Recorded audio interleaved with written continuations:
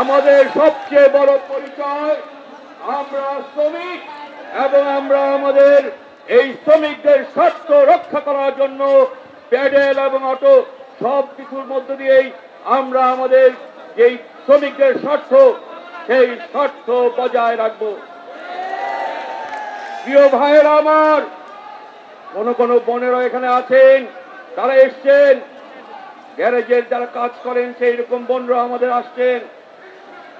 প্রিয় ভাই বোনেরা, বৈষম্য বিরোধী আন্দোলনে আমাদের 24 জন রিক্সা শ্রমিক আত্মদান করেছে। নিহত নাফিস যখন রাজপথে পড়েছিল, আমাদের রিক্সা চালক ভাই নুরু মিয়া তাকে তুলে হাসপাতালে নিয়ে গিয়েছিল।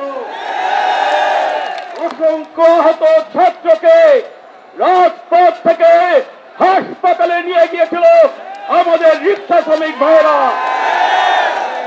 এই আন্দোলনে ঢাকার সবচেয়ে বড় শক্তি ছিল রিক্সা শ্রমিক ভাইরা। কিন্তু বৈষম্য বিরোধী আন্দোলন, এই আন্দোলন যাদের বিরুদ্ধে প্রথম বৈষম্য করলো তারা হচ্ছে রিক্সা শ্রমিক। আমরা তীব্র নিন্দা জানাই। গার্মেন্টস শ্রমিকরা তাদের মজুরি চাইতে গিয়ে আশুলিয়া, সাভার, গাজীপুরে 3 জন গার্মেন্টস শ্রমিককে গুলি করে হত্যা করা হয়েছে। আমরা বলতে চাই, ইউনূস সাহেব, আপনি শ্রমজীবী মানুষের রক্তের উপর দাঁড়িয়ে অন্তর্বর্তীকালীন সরকারের প্রধান হয়েছেন। আপনি শ্রমিকদের বুকে গুলি চালাতে দ্বিধা করলেন না। আপনি শ্রমিকদের পেটের ভাত কেড়ে নেওয়ার জন্য দ্বিধা করলেন না। আমরা এটা সহ্য করব না। আমাদের কাছে বৈষম্য বিরোধী হচ্ছে কেউ খাবে তো কেউ খাবে না, তা হবে না, তা হবে না। কেউ খাবে তো কেউ খাবে না।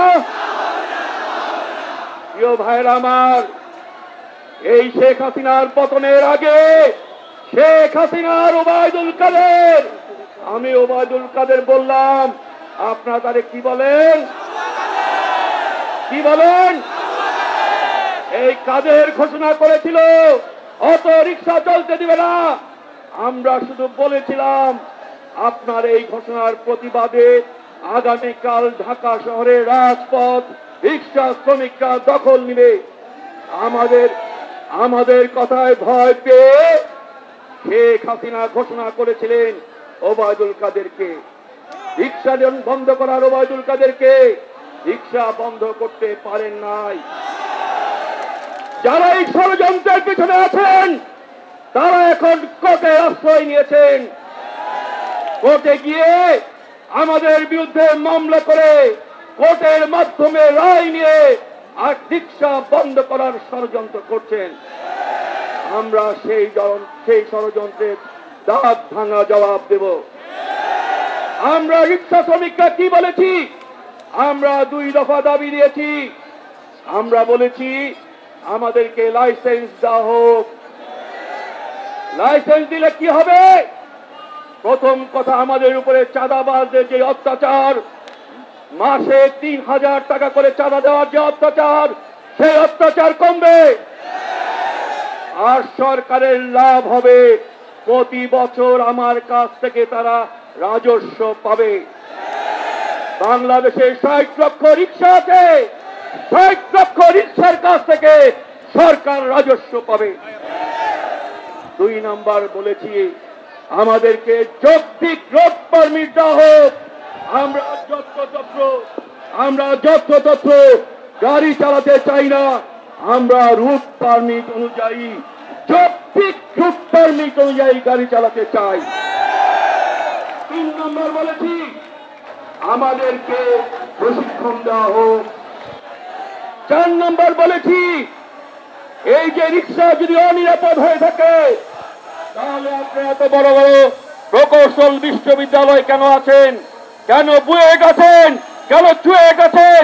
কুয়ে গেছেন? আপনার এই রিক্সাকে নিরাপদ করেন। আমরা সরকারকে এই বিষয়ে কোনো পদক্ষেপ নিতে দেখি নাই। আমরা আজকে আপনাদের সামনে ঘোষণা করছি, আমরা রিক্সা, ভ্যান, ইজি বাইক শ্রমিক ইউনিয়ন, আমরা আমাদের যারা প্রিয় ইঞ্জিনিয়াররা আছেন, প্রকৌশলীরা আছেন, যারা মেকানিক্যাল ইঞ্জিনিয়ার, যারা অটোমোবাইল ইঞ্জিনিয়ার, তাদের সমন্বয়ে একটা কমিটি গঠন করব, যারা আমাদের পক্ষ হয়ে এই রিক্সাকে নিরাপদ করার গবেষণা করবেন এবং একটা নিরাপদ রিক্সা চালু করবেন। প্রিয় ভাই বোনেরা, এখন সর্বশেষ কথা বলি। সর্বশেষ কথা হচ্ছে, আমার নেতা মুন্না ভাই বলছেন আজকে সকালবেলায় আমরা 3 জন অ্যাটর্নি জেনারেলের সাথে দেখা করেছি। অ্যাটর্নি জেনারেল মানে হচ্ছেন সরকারের সবচেয়ে বড় উকিল, তার সঙ্গে আমরা দেখা করেছি, আমরা কথা বলেছি।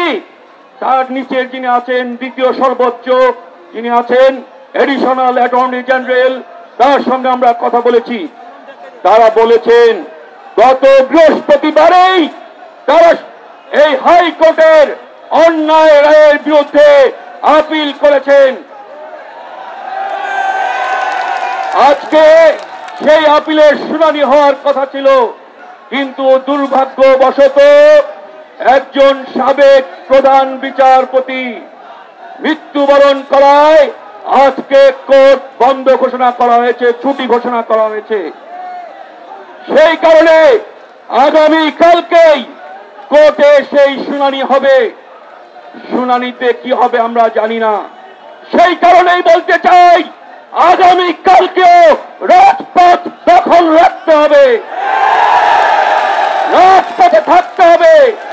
রিক্সা শ্রমিক ভাইদের বলছি, সুশৃঙ্খল ভাবে আগামী কালও আপনারা রাজপথে থাকবেন। যদি না আমাদের বিরুদ্ধে দেওয়া অন্যায় আইন অন্যায় রায় প্রত্যাহার করা না হয়, তাহলে আমরা রাজপথ ছেড়ে যাব না। আমরা রাজপথেই থাকব। আমাদের লড়াইয়ের মধ্য দিয়ে, গণ অভ্যুত্থানের মধ্য দিয়ে হাসিনা স্বৈরাচারের পতন ঘটেছে, ইউনূস সরকার ক্ষমতা এসেছে। যদি আমাদের পেটে যেই লাথি মারা হয়েছে তার সংশোধন করা না হয়, সংস্কার করা না হয়, তাহলে আমরা একটা দ্বিতীয় গণ অভ্যুত্থানের নেতৃত্ব দিব। আর সেই নেতৃত্ব দিবে বাংলাদেশের শ্রমজীবী মানুষ, রিক্সা শ্রমিক, গার্মেন্টস শ্রমিক সহ বাংলাদেশের সকল শ্রমজীবী মানুষের নেতৃত্বে দ্বিতীয় গণ অভ্যুত্থান হবে।